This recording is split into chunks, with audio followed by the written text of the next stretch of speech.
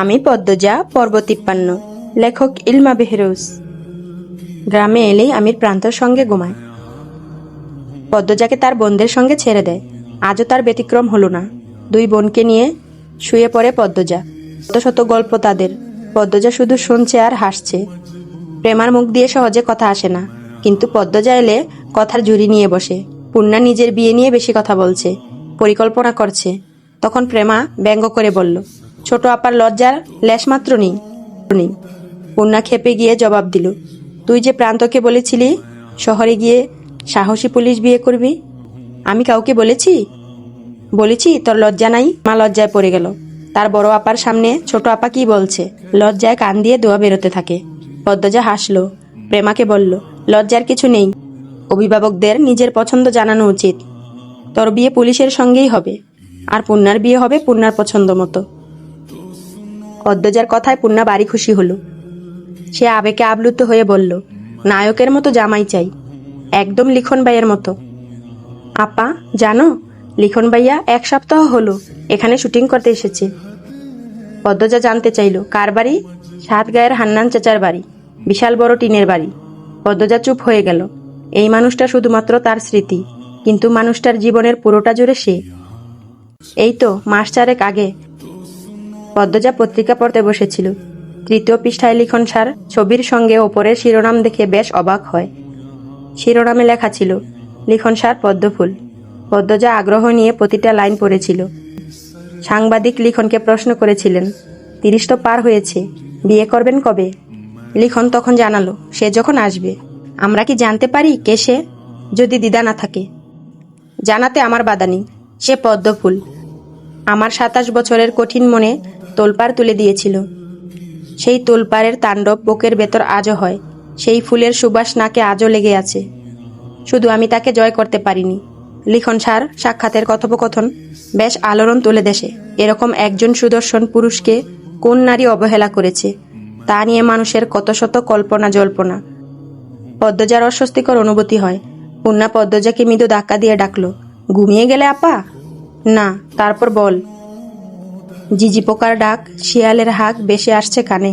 রাত গভীর থেকে গভীরতর হচ্ছে, তবুও কথা শেষ হচ্ছে না পূর্ণা প্রেমার।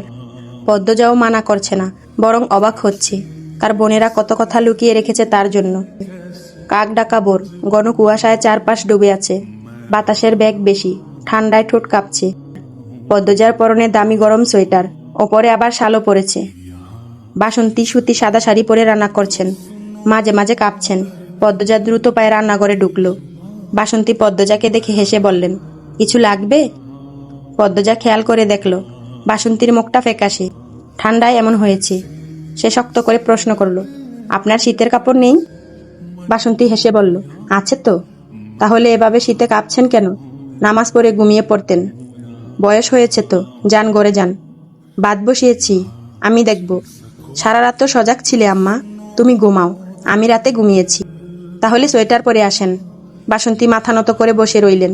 পদ্মজা বেশ অনেকক্ষণ তাকিয়ে থাকে। এরপর নিজের গায়ের শাল বাসন্তীর গায়ে দিয়ে বলল, নিজের জন্য কিছু কেনা উচিত। পূর্ণা বয়সে বেড়েছে, বুদ্ধিতে না। ও পারে না কিছু সামলাতে, শুধু আবদার করতে পারে। যতদিন বেঁচে আছেন নিজের যত্ন নিন, আমি ঘরে যাচ্ছি। পদ্মজা রান্নাঘর ছেড়ে বারান্দার গ্রিলে ধরে বাইরে তাকালো। কুয়াশার জন্য বাড়ির গেটও দেখা যাচ্ছে না। সে ঘুরে দাঁড়ালো ঘরে ঢোকার জন্য। তখন মনে হলো উঠানে কে যেন দাঁড়িয়ে আছে। পদ্মজা আবার ঘুরে তাকালো, দেখতে পেল তার শাশুড়ি ফরিনাকে। তীর্থের কাকের মতো তাকিয়ে আছেন। ফরিনার চারপাশে উড়ো কুয়াশা। কুয়াশার দেয়াল ভেদ করে যেন তিনিই শুধু আসতে পেরেছেন। পদ্মজা হন্তদন্ত হয়ে বের হলো। কাছে এসে দাঁড়াতেই বুকটা হুহু করে উঠল। ফরিনা পদ্মজাকে দেখেই কাঁদতে শুরু করলেন। পদ্মজা ফরিনার খুব কাছে এসে দাঁড়ালো, সালাম করলো পা ছুঁয়ে। ফরিনার ঠান্ডা দুই হাত ধরে বলল, এত সকালে কেন আসতে গেলেন? আমরা তো যেতামই। এত রাগ তোমার? না আম্মা, আপনার প্রতি কোনো রাগ নেই আমার। 8 মাস আপনি আমার যে যত্ন নিয়েছেন, মায়ের অভাব বোধ করিনি। আর মনে হয়েছিল আমার মা ছিল আমার পাশে। তাইলে কেড়ে যাও না আমার কাছে। আমার ছাড়াই কেন মুখ ফিরাইয়া নিছে আমার থাইকা? উনি পাগল। আম্মা আপনি কেমন আছেন? দেখে বোঝা যাচ্ছে ভালো নেই। আম্মা বিশ্বাস করুন, আপনার প্রতি আমাদের রাগ নেই। ওই বাড়িটা দেখলে খুব কষ্ট হয় আম্মা, খুব যন্ত্রণা হয়, এজন্যই যাই না। আপনাকে অনেকবার চিঠি লিখেছি ঢাকা গিয়ে কয়েকদিন থেকে আসার জন্য, গেলেন না কেন? ফরিনা অবাক হয়ে বললেন, আমার কাছে তো কোনো চিঠি আহে নাই। সে কি? আমি তো এই 4 বছরে 6টি চিঠি লিখেছি। পাঠিয়েছিও? আমি তো পাই নাই। ফরিনা চিন্তিত হয়ে পড়লেন। দোজা বলল, আচ্ছা, এ ব্যাপারে কথা বলবো ওনার সঙ্গে। আমি যখন আম্মার কবর জিয়ারত করতে আসি তখনও তো এসে আমাকে আর ওনাকে দেখে যেতে পারেন। তোমরা বাড়ির যাও না বইলা আমি ভাবছি আমারে ঘেন্না করো তোমরা, তাই সামনে আইতে পারি নাই। আমার জন্য আমার নাতিরা। ফরিনা হুহু করে কেঁদে উঠলেন। দোজার চোখ ছলছল করে উঠল। সে ফরিনাকে বলল, আপনার জন্য কিছু হয়নি, আপনি এভাবে ভাববেন না। কান্না থামান। যতই বলো মা, কান্না থামবে না। 4 বছর ধরে এভাবেই কাঁদছে। মজিদের কণ্ঠস্বর শুনে পদ্মজা দ্রুত ঘোমটা টেনে নিল। মজিদকে সালাম করে বলল, ভালো আছেন আব্বা? এই তো আছি কোনো মতে। আম্মা, আপনি কান্না থামান, আমার খারাপ লাগছে। ফরিনা আঁচল দিয়ে চোখের জল মুছে বললেন, আমার বাবু কই? ভেতরের ঘরে ঘুমাচ্ছে, ডেকে দিচ্ছি। না, থাকুক, ঘুমাক। পদ্মজা শ্বশুর শাশুড়িকে সদর ঘরে নিয়ে আসে। আস্তে আস্তে ঘুম ভাঙে সবার। আমির যত যাই বলুক, মাকে দেখেই নরম হয়ে যায়। জড়িয়ে ধরে বাচ্চাদের মতো কাঁদতে শুরু করে।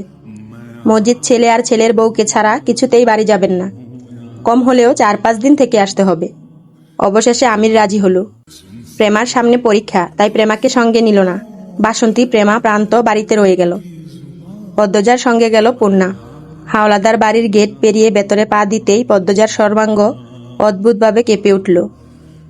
সূর্য উঠেনি, দমকা বাতাস হচ্ছে। সেই বাতাসে শো শো শব্দ হচ্ছে। মাথার উপর দিয়ে বাজ পাখি উড়ে গেল একটা।